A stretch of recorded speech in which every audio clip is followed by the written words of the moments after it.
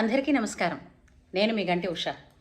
నా మిత్రులకి, శ్రేయోభిలాషులకి, సబ్స్క్రైబర్స్కి మంచి మంచి కామెంట్స్ పెట్టి నన్ను ప్రోత్సహిస్తున్నటువంటి అందరికీ కూడా నా కృతజ్ఞతాభివందనాలు మరియు శుభాభినందనలు తెలియజేసుకుంటున్నాను. ఈరోజు యాక్చువల్గా మనకు సామెత ఉంది చూసారా, అయిపోయిన పెళ్ళికి బాజాలు అని. అయిపోయిన పెళ్ళికి బాజాలు ఎందుకండి? ఎందుకన్నారు అని అంటే సందర్భం చెబుతా. నిన్నగాక మొన్నన ఒక వీడియో చూశానండి. ఎవరు? మహానుభావుడు మహాసహస్రావధాని గారి శిష్యులట. ఆయన ఒక వీడియో పెడుతూ ఆమె గురించి, ఆ స్త్రీమూర్తి గురించి, ఆమె ఫలానా గట, ఆవిడ ఇలాంటిది,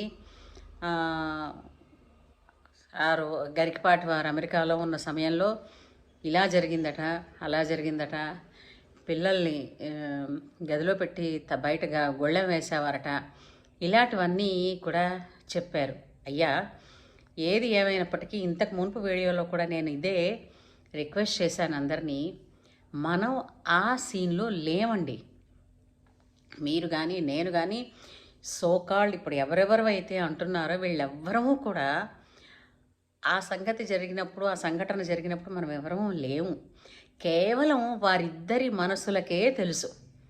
అక్కడున్న పసిపిల్లలకి కొద్దో గొప్పో వాళ్ళు బయటపడి చెబితేనే తప్ప చుట్టుపక్కల వాళ్ళకి ఇంకెవరికి తెలిసే అవకాశం అయితే లేదు. అలాంటప్పుడు ఎవరి మనోభావాలని ఇబ్బంది పెట్టకూడదు, దెబ్బతీయకూడదండి. ఇప్పుడు మనకి ఒక సామెత చెప్తారు, ఒకటా రెండా ఇలాంటివి ఎన్నో పూర్వం అనుభవశాలను అడిగి తెలుసుకో అన్నట్టుగా మనం అనుభవజ్ఞులందరూ ఎన్నో చెప్పారు. ఇప్పుడు రెండు చేతులు కలిస్తేనే కానీ చప్పట్లు కావు, నిప్పు లేనిది పొగరాదు. ఇవి మనం చాలా సర్వసాధారణంగా వింటూ ఉండేవే కదా. అలాగే మనుషులలో పొరపాట్లు సహజం అవ్వచ్చు. దిద్దుకోగలిగినవా దిద్దుకోలేనివా అన్నవి వాళ్ళ మనస్సులకి మాత్రమే పరిమితం అండి. అది వాళ్ళ వ్యక్తిగత విషయాలండి. ఎవరివైనా సరే ఒక వ్యక్తిలో మంచి లక్షణాలుంటే వాటిని రియలైజ్ అయ్యి పోకూడదాం.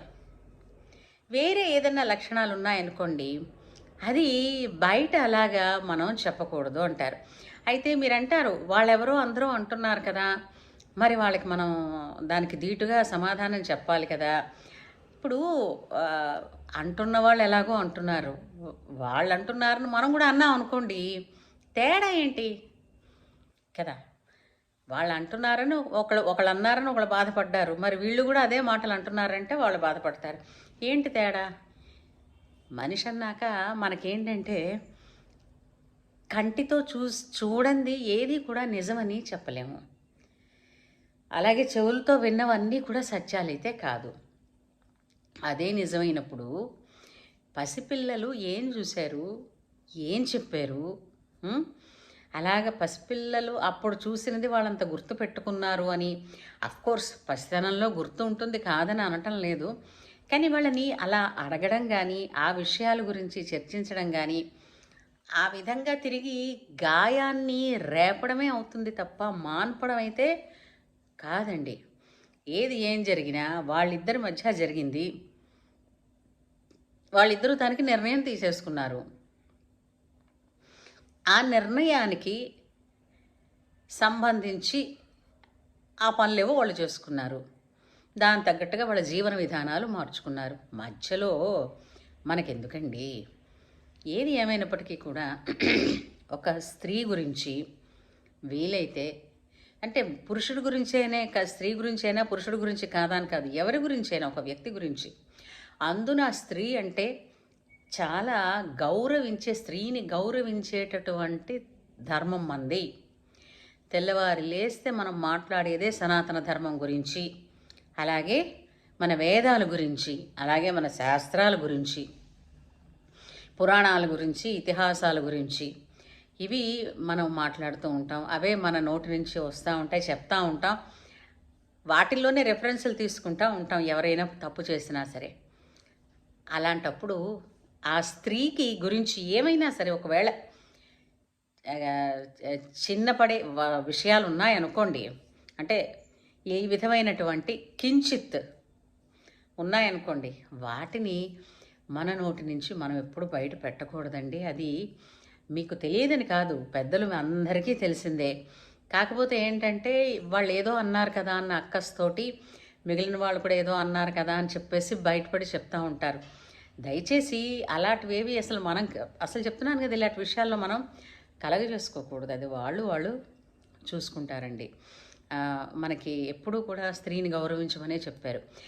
ఇంకో విషయం అండి, ఇలాంటి విషయాల్లో ఎప్పుడైనా సరే ఒక కోర్టులో కూడా అభ్యంతరకరమైనటువంటి పరిస్థితుల్లోనే, అంటే అభ్యంతరకర మందిరాలు ఉంటాయి, ఆ రూమ్స్లోకి తీసుకెళ్ళి వాళ్ళని అడుగుతారు తప్ప, అంటే ఆఫ్ కెమెరా, ఆన్ కెమెరా ఎవరు అడగరు, దాని గురించి కూడా మాట్లాడకూడదు. కాబట్టి ఏం జరిగిందో జరిగిపోయింది, జరిగి కూడా రెండు దశాబ్దాలు ఖచ్చితంగా దాటిపోయింది. ఇంకా ఈరోజు దాని గురించి చర్చ కానీ, వాళ్ళేదో అన్నారని మనం అనడం కానీ, మనం అంటే వాళ్ళన్నారని వీళ్ళన్నారని వాళ్ళు, అలా దీని మీద ఇంకా కూడా కొనసాగకూడదన్నది నా యొక్క అభ్యర్థన, మనవి. అంటే ఎప్పుడు స్త్రీని గౌరవించండి. ఎందుకంటే ఆ సమయంలో ఆ స్థితిలో ఎవరము లేము. ఆవిడ ఒక మాతృమూర్తి. సో ఆ మాతృమూర్తి మీద మనకు తెలియని మాటలు మనం అనేయకూడదు. మీకు తెలియదని కాదు, ఇది ఈ విధంగా మనస్సు నొచ్చుకుంటుంది ఏ స్త్రీకైనా కదా అని చెప్పేసే నేను మళ్ళీ ఈ విధంగా మాట్లాడాల్సి వచ్చింది.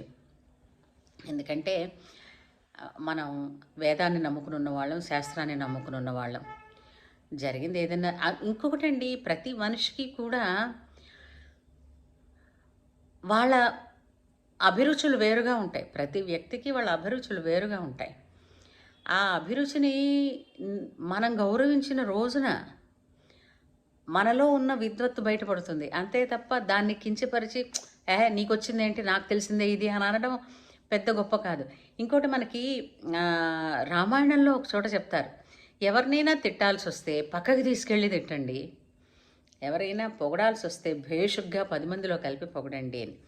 అలాగా వాళ్ళల్లో ఏ మనిషిలోనైనా దోషం ఎంచే ముందు వాళ్ళలో మంచి ఏమిటున్నదన్నది వెతికే ప్రయత్నం చెయ్యాలన్నది నా ఆకాంక్ష, నా తపన. నాదే కాదు, చాలామంది స్త్రీలు అనుకుంటారు. ఎందుకంటే ఎవరినైనా అనవచ్చునేమో కానీ ఎప్పుడు కూడా ఒక మాతృమూర్తిని మాత్రం ఎప్పుడు ఎన్నడూ ఎక్కడ ఆమె గౌరవాన్ని తగ్గించే విధంగా మనం మాట్లాడకూడదండి.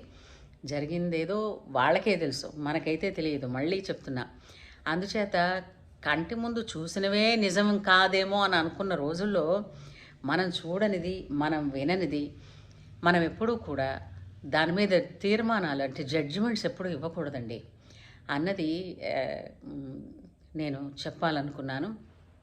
అంటే యాజ్ ఎ స్త్రీ, అంటే ఆడవాళ్ళం కాబట్టి ఆడవాళ్ళ మనసు ఎంత సున్నితమైనదో, అది ఏం కోరుకుంటుందో తెలుసు కాబట్టి నేను ఇలా చెప్తున్నాను.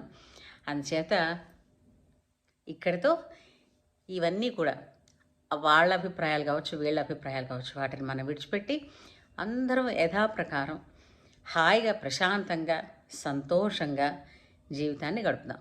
ఏమంటారు? ఉంటాను. నమస్కారం.